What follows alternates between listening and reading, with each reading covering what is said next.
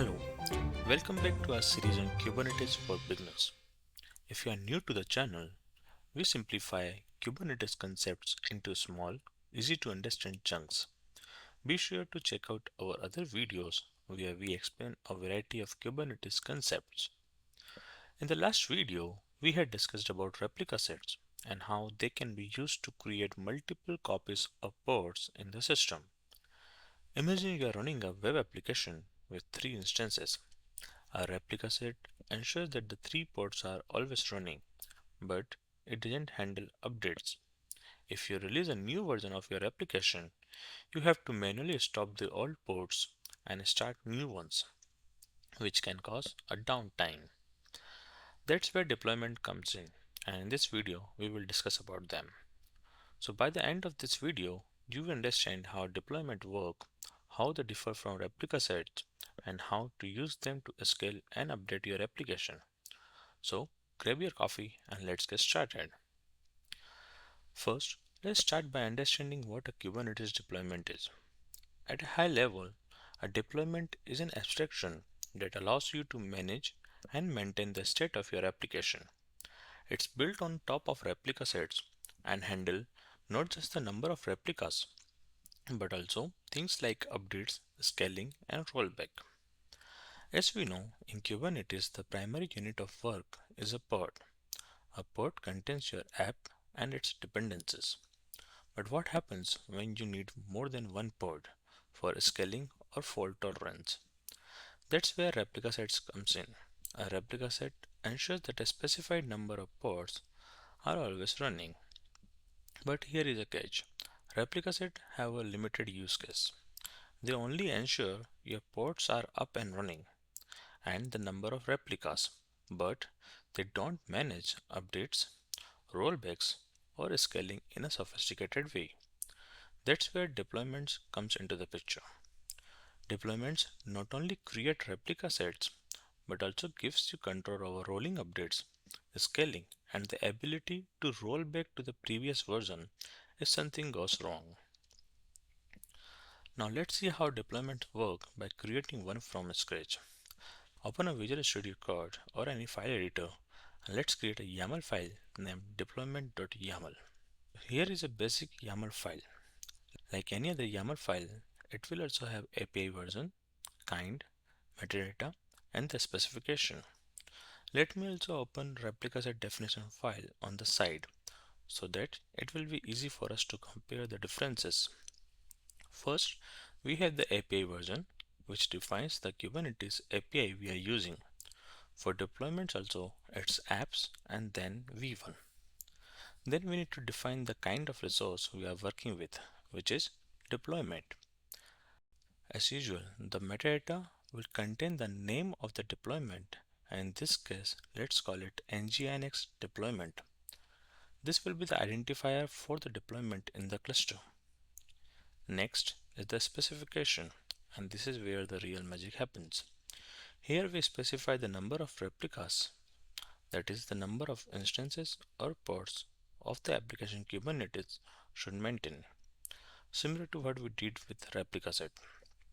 Then like replica set, deployment will also have a selector that matches the labels on the pods created by this deployment. The label app is to nginx or app is to frontend. Ensure that this deployment manages only those pods with this label. Finally, in the template section, we define the pod itself, what container images to use, for example, nginx, and we define a version like 1.14.2. Also, we will assign a label. So this YAML tells Kubernetes to run 3 instances of the nginx web server. Well, in this case, the only difference is the kind, where instead of replica set, we will use deployments. That is true, but it's not that straightforward, and we'll get to know about that in the upcoming part of this video. For now, let's apply this deployment file. Open the terminal and navigate to the path where the YAML file is created, and let's type kubectl apply f and the file name. This will create a deployment in the system. We can verify this by simply running a command kubectl get deployments. See, a deployment has been created. And let's also verify the number of pods created by deployment by typing kubectl get pods. As you can see, there are 3 pods created by this deployment. This can be achieved by ReplicaSets too. Then, why deployments? Well, one of the most powerful features of a deployment is its ability to perform rolling updates. This allows you to update your application with zero downtime. Let's say you want to update the Nginx version in your deployment from 1.14.2 to 1.16. Instead of taking down all your pods at once, Kubernetes will update them one by one without causing any downtime. So you can achieve this by simply updating the image in your deployment YAML file and again apply it using kubectl apply command. So let's change the image in our YAML file. You can use the command kubectl edit deployment and deployment name to open the YAML file, or just open the YAML definition file from the location where you saved it earlier. So let's update the image version in the YAML from 1.14 to 1.16. We have to reapply the configuration by typing kubectl apply if and the file name. Kubernetes will start rolling out the new version of the Nginx web server one pod at a time. This way, there will be no downtime and your application will be available throughout the update. But what if something goes wrong with the update? No worries, you can roll back to the previous version using a simple command kubectl rollout undo deployment and the deployment name. Or you can just update in the file as well, like from 1.16 back to 1.14. That's it. You are back to your stable version with no downtime. Okay, so we got an idea that deployments are different as compared to replica sets with respect to updates and rollbacks. We know that a replica set ensures that if we set the replica count to 3, we will always have 3 pods running. If one pod fails, the replica set will automatically create a new one to replace it. Now, think of a deployment as a layer on top of replica sets. Like a replica set, it ensures we have the desired number of pods. In this scenario, 3. Because behind the scenes, the deployment automatically creates and maintains a replica set. Now, let's see how we can achieve this using YAML definition files. Let's open the YAML definition file again and focus on the specification part. Here, in case of deployments, we have an additional property value where we can define the deployment strategy, and this is where it is different from the replica set definition file. There are various deployment strategies, but for now we'll choose the strategy as rolling update, and let's try to understand what this YAML file does. First, it creates an Nginx pod as specified in the pod definition. Since we defined replicas as 3, the replica set controller will ensure 3 Nginx pods are running, as seen on the right side of the screen. However, because we are using a deployment, it wraps around this replica set.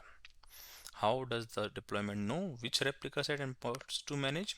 Remember the labels we created in the last video? The deployment uses these labels to match the replica set and pods. In this case, Nginx to manage the application. If a pod fails, the replica set controller will replace it, ensuring there are always 3 running pods. This means that the deployment also ensures the specified number of pods are up and running with the help of replica sets. Let's take a look at this part of YAML file. Currently the image of Nginx application is Nginx 1.14. Let's update it to 1.16 in the YAML file. The strategy section explains how we can upgrade our pods. The rolling update strategy is the most commonly used and default strategy in Kubernetes. That is, if you don't define any strategy, by default it will consider it as a rolling update. It updates pods gradually, one or a few at a time, ensuring the application remains available throughout the process. There are other strategies as well, which we will cover in the next video. But for now, let's focus on rolling update. Here is how it works. The type is rolling update and it has two key properties, max surge and max unavailable. Kubernetes will create a new replica set and a new pod with the updated nginx version as soon as you apply this YAML file. Now we will have 4 pods. Even though the replica count is 3, this is due to the max surge property, which defines how many extra pods or beyond the desired count can be created during the update process. It's only during the update process, okay? Since we set max surge to 1, we can now have up to 4 pods during update. Next, we need to delete one of the older pods. We don't want it to be deleted immediately. So we set the property min ready seconds, that is minimum ready seconds, to 10.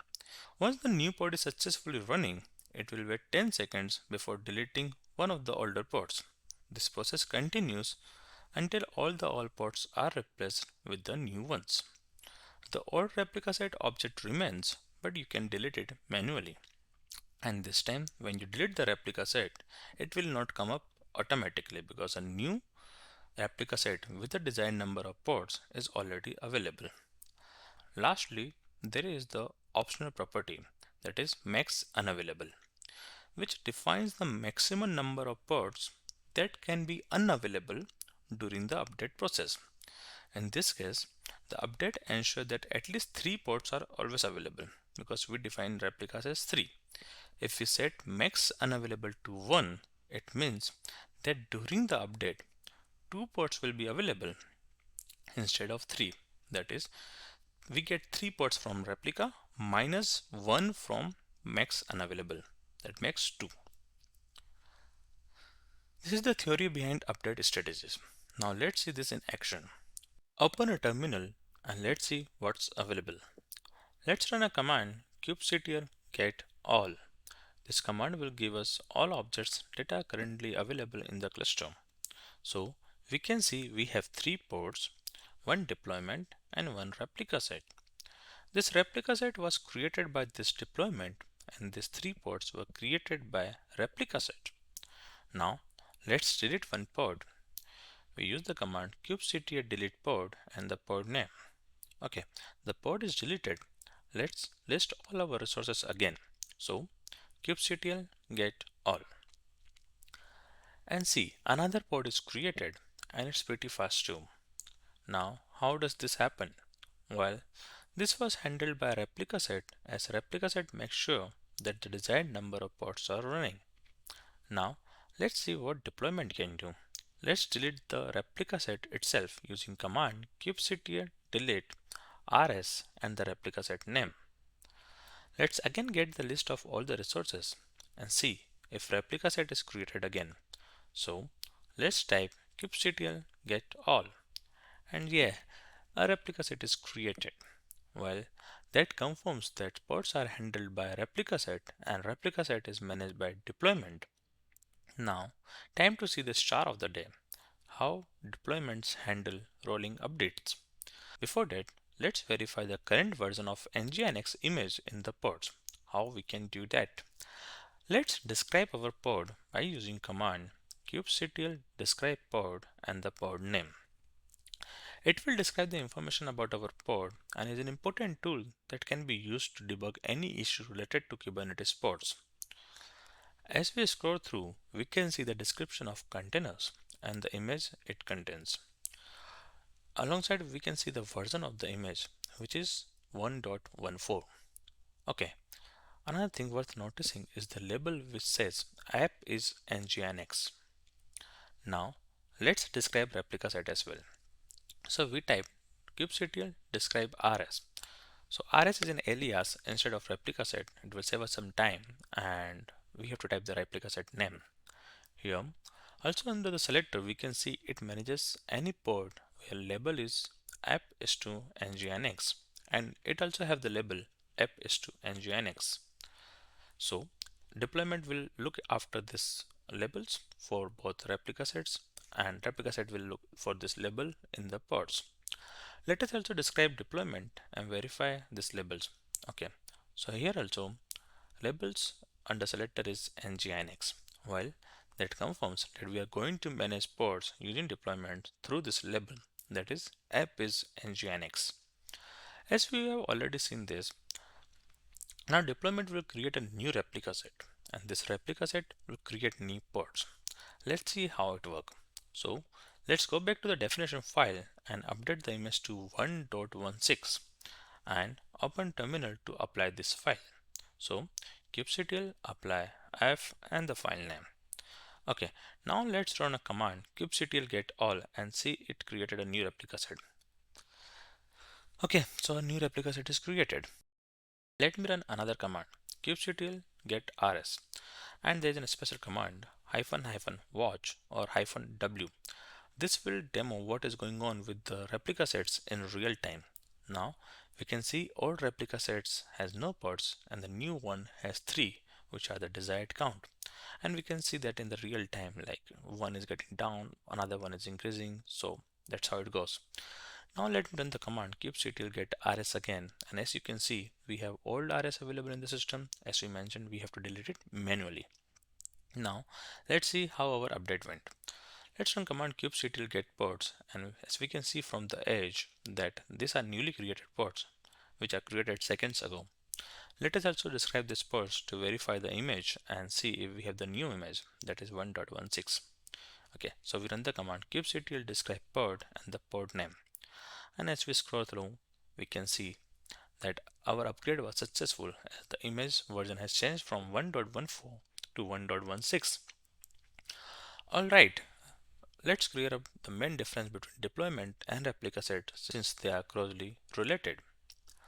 While replica sets are responsible for keeping a fixed number of pods running, deployments built on top of the replica sets and help us by providing advanced features like rolling updates, scaling, and version control. So that's it for this video on Kubernetes deployments. To recap, deployments are a powerful tool that not only manages the number of replicas but also handles updates, scaling, and rollbacks. If you find this video helpful, don't forget to like, share, and subscribe. And if you have any questions or topic you'd like me to cover, drop a comment below. Thanks for watching, and I'll see you in the next video.